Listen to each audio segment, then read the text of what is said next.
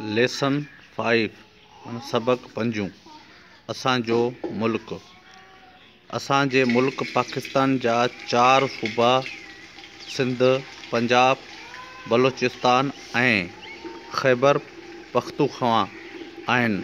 उन खां सिवा गिलगित बल्तिस्तान ऐं क़बाइली इलाइक़ा बि पाकिस्तान जे इंतज़ाम हेठि आहिनि। पाकिस्तान जी गादी जो हंधु इस्लामाबाद आहे। मुल्क जी हर सूबे में हिकु मुखिया ॿोली ऐं कई ॿोलियूं ॻाल्हायूं वञनि थियूं।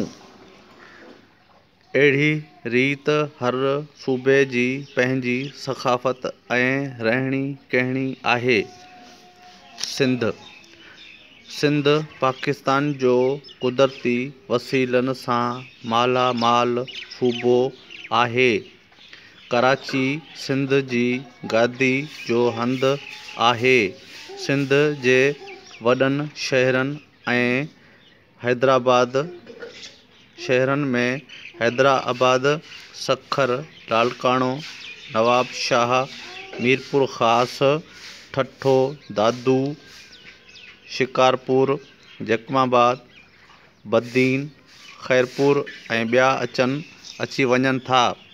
कराची पाकिस्तान जो वॾे में वॾो सामूंडी बंदरगाह आहे। सिंध सूबे जी मुखिया ॿोली सिंधी आहे। उन खां सवाइ हिते उर्दू, सराइकी, बलोची, ब्राहवी, गुजराती ऐं ॿियूं ॿोलियूं ॻाल्हायूं वञनि थियूं। सिंध सिंधु नदीअ जे करे मशहूरु आहे, जेका पाकिस्तान जी वॾे में वॾी नदी आहे।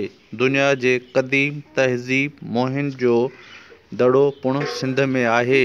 सिंध जी सक़ाफ़त, तहज़ीब, ॿोली ऐं महिमान नवाज़ी मुल्कां मुल्क मशहूरु आहे।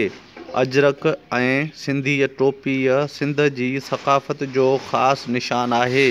सिंधी ॿोलीअ जो वॾे में वॾो सूफ़ी शाइर शाह अब्दुल लतीफ़ भिटाई आहे।